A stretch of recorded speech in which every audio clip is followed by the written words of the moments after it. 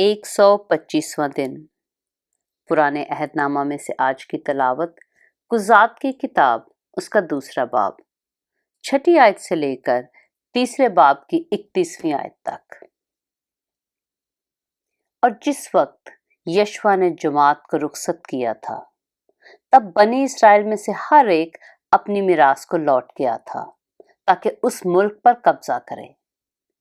اور وہ لوگ خداوند کی پرستش یشوع کے جیتے جی اور ان بزرگوں کے جیتے جی کرتے رہے جو یشوع کے بعد زندہ رہے، اور جنہوں نے خداوند کے سب بڑے کام جو اس نے اسرائیل کے لیے کیے دیکھے تھے۔ اور نون کا بیٹا یشوع خداوند کا بندہ 110 برس کا ہو کر رحلت کر گیا، اور انہوں نے اسی کی میراث کی حد پر تمنت ہرس میں افرائیم کے کوہستانی ملک میں جو کوہ جاز کے شمال کی طرف ہے اس کو دفن کیا، اور وہ ساری پشت بھی اپنے باپ دادا سے جا ملی۔ اور ان کے بعد ایک اور پشت پیدا ہوئی جو نہ خداوند کو اور نہ اس کام کو جو اس نے اسرائیل کے لیے کیا جانتی تھی،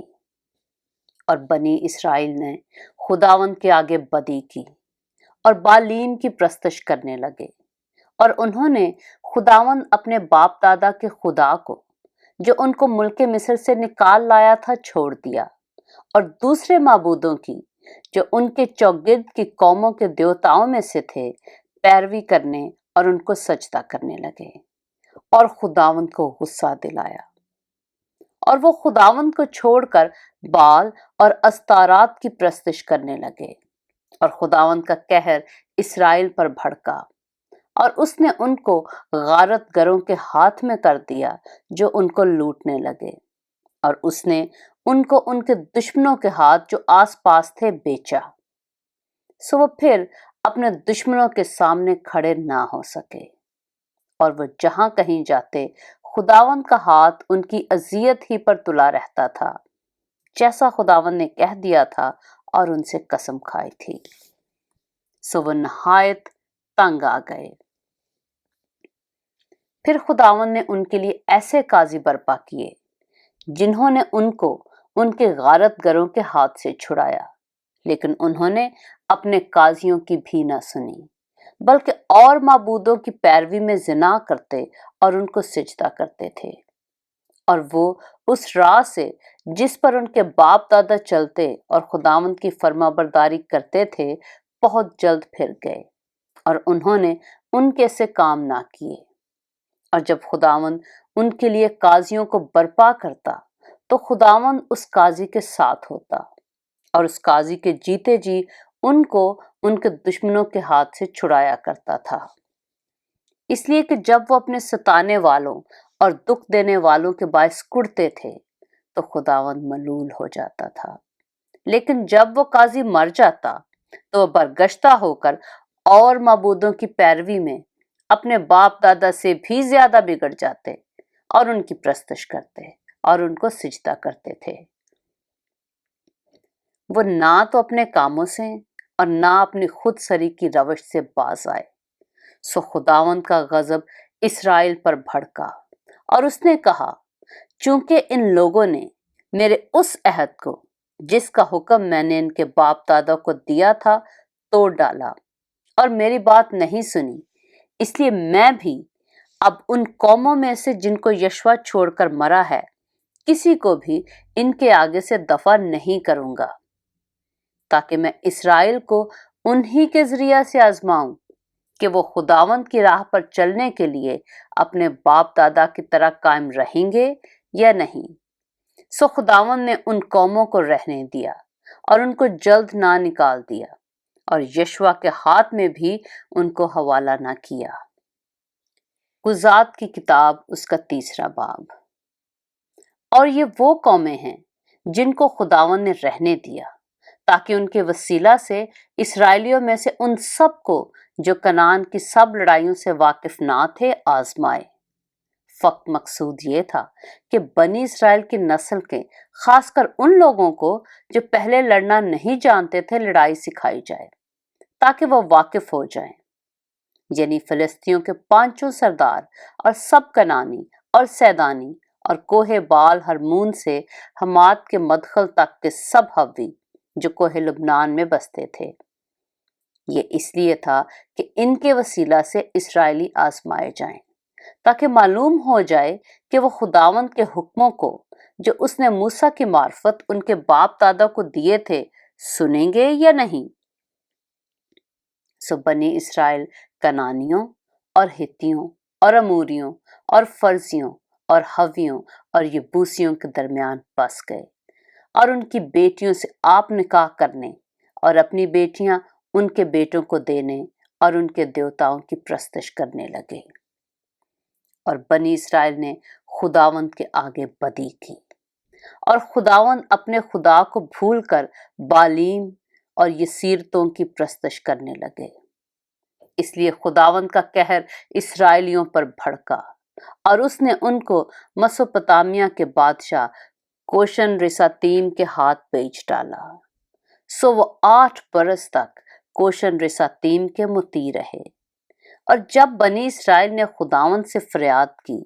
تو خداوند نے بنی اسرائیل کے لیے ایک رہائی دینے والے کو برپا کیا، اور کالب کے چھوٹے بھائی کنس کے بیٹے غتنییل نے ان کو چھڑایا، اور خداوند کی روح اس پر اتری، اور وہ اسرائیل کا قاضی ہوا اور جنگ کے لیے نکلا۔ تب خداوند نے مسوپتامیہ کے بادشاہ کوشن رساتیم کو اس کے ہاتھ میں کر دیا۔ سو اس کا ہاتھ کوشن رساتیم پر غالب ہوا، اور اس ملک میں 40 برس تک چین رہا، اور کنس کے بیٹے غتنییل نے وفات پائی۔ اور بنی اسرائیل نے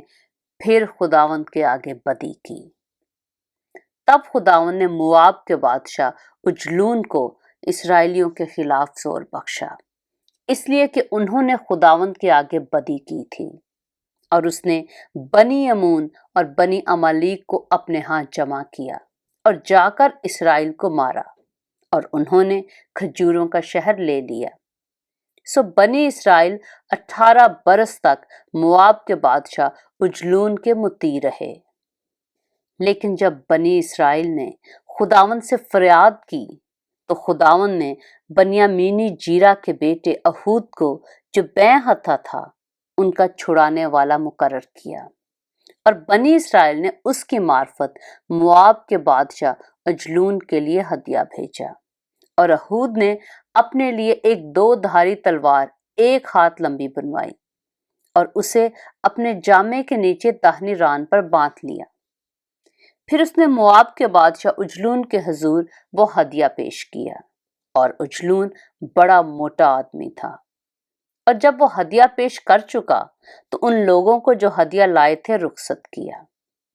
اور وہ آپ اس پتھر کی کان کے پاس سے جو جلجال میں ہے لوٹ کر کہنے لگا کہ اے بادشاہ، میرے پاس تیرے لیے خفیہ پیغام ہے۔ اس نے کہا خاموش رہ۔ تب وہ سب جو اس کے گرد کھڑے تھے اس کے پاس سے باہر چلے گئے۔ پھر اہود اس کے پاس آیا۔ اس وقت وہ اپنے ہوادار بالا خانہ میں اکیلا بیٹھا تھا۔ تب اہود نے کہا تیرے لیے میرے پاس خدا کی طرف سے ایک پیغام ہے۔ تب وہ کرسی پر سے اٹھ کھڑا ہوا، اور اہود نے اپنا بایاں ہاتھ بڑھا کر اپنی داہنی ران پر سے وہ تلوار لی اور اس کی توند میں گھسیڑ دی، اور پھل قبضہ سمیت داخل ہو گیا، اور چربی پھل کے اوپر لپٹ گئی، کیونکہ اس نے تلوار کو اس کی توند سے نہ نکالا بلکہ وہ پار ہو گئی۔ تب اہود نے برآمدہ میں آ کر اور بالا خانہ کے دروازوں کے اندر اسے بند کر کے قفل لگا دیا، اور جب وہ چلتا بنا تو اس کے خادم آئے، اور انہوں نے دیکھا کہ بالا خانہ کے دروازوں میں قفل لگا ہے۔ وہ کہنے لگے کہ وہ ضرور ہوادار کمرے میں فراغت کر رہا ہے، اور وہ ٹھہرے ٹھہرے شرما بھی گئے، اور جب دیکھا کہ وہ بالا خانہ کے دروازے نہیں کھولتا تو انہوں نے کنجی لی اور دروازے کھولے اور دیکھا کہ ان کا آقا زمین پر مرا پڑا ہے، اور وہ ٹھہرے ہی ہوئے تھے کہ اہود اتنے میں بھاگ نکلا اور پتھر کی کان سے آگے بڑھ کر سائرت میں جا پناہ لی، اور وہاں پہنچ کر اس نے افرائیم کے کوہستانی ملک میں نرسنگا پھونکا۔ تب بنی اسرائیل اس کے ساتھ کوہستانی ملک سے اترے اور وہ ان کے آگے آگے ہو لیا۔ اس نے ان کو کہا، میرے پیچھے پیچھے چلے چلو، کیونکہ خداوند نے تمہارے دشمنوں یعنی موابیوں کو تمہارے ہاتھ میں کر دیا ہے۔ سو انہوں نے اس کے پیچھے پیچھے جا کر یردن کے گھاٹوں کو جو مواب کی طرف تھے اپنے قبضہ میں کر لیا اور ایک کو بھی پار اترنے نہ دیا۔